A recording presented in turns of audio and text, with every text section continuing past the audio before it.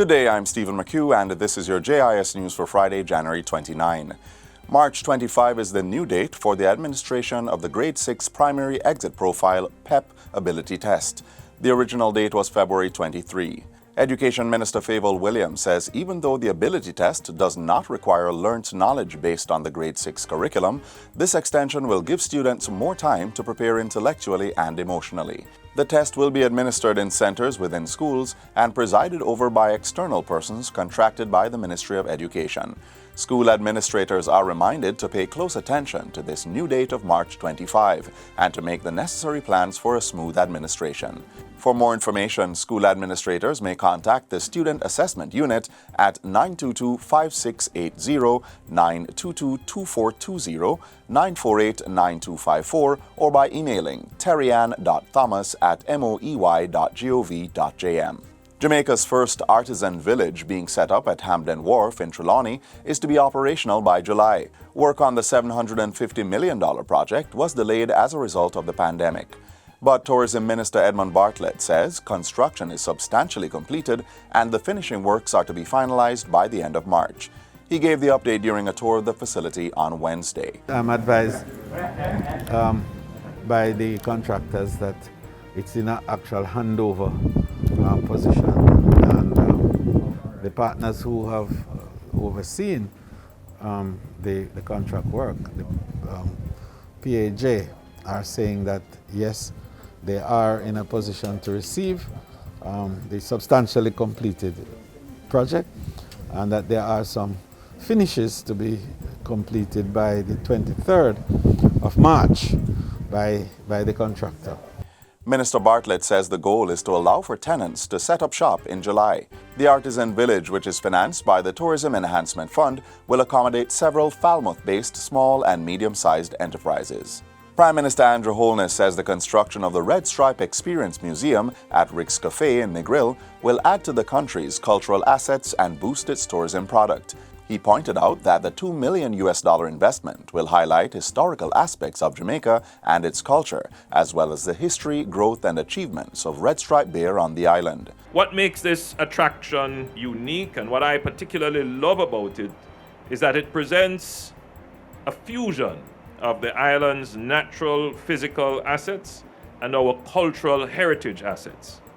This is precisely what we need to create a differentiated visitor experience that is uniquely Jamaican, that cannot be replicated by others in the globally competitive travel and tourism industry. Prime Minister Holness was speaking at the groundbreaking ceremony on Wednesday. Minister of Tourism Edmund Bartlett says the Red Stripe experience will fit neatly into the government's move to diversify Destination Jamaica to attract more visitors and shift focus to post-COVID recovery. It's looking at how do we pivot? How do we become adaptive? How do we build resilience in the presence of adversity to come out of adversity thriving? Not just surviving, but thriving. And I believe that this is a feature of what is making Jamaica a destination that is appealing to the world today, that despite what is happening, investment is still happening. In other news, the Heart Foundation of Jamaica is urging Jamaicans to get screened for heart disease based on the adverse effects COVID-19 could have on the organ. Chairman and consultant cardiologist at the Heart Foundation, Dr. Andreen Chung, says studies have shown an increased risk of cardiovascular disease in patients with COVID-19 infection. We don't understand all the mechanisms yet, but certainly it seems that there is direct invasion of the heart muscle by the virus. And in autopsies of people who have unfortunately died from COVID-19 infection, viral particles are found in the heart muscle. Dr. Chung was speaking at a recent JIS think tank. She says the physical stress of COVID-19 creates an increased demand on the heart and cardiovascular system, leading to an increased risk for heart attack, stroke, heart failure, and damage to the heart muscle. Also, we have found in COVID-19 that there's a greatly increased risk of clotting in the blood vessels. And this, of course, can lead to blockage of blood vessels and the classic type of heart attack that we see in patients otherwise. February will be observed as Heart Month under the theme COVID and Heart Disease. The Agriculture Ministry is taking steps to further regularize former sugarcane lands at Parnassus, Trelawney, which are currently occupied by informal settlers.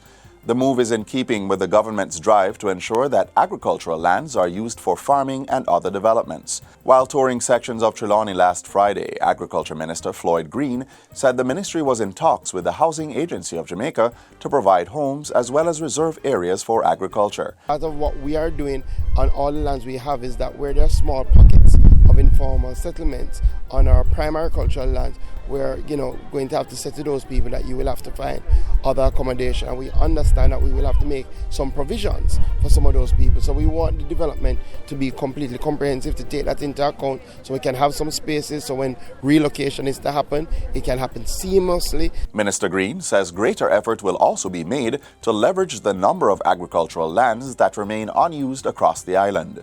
He says the aim is to put these properties into the hands of persons who are serious about production. We've also taken over 2,000 acres and provided it to the all-island sugarcane farmers for them now to sublease to former sugarcane workers for them to put into active agricultural production.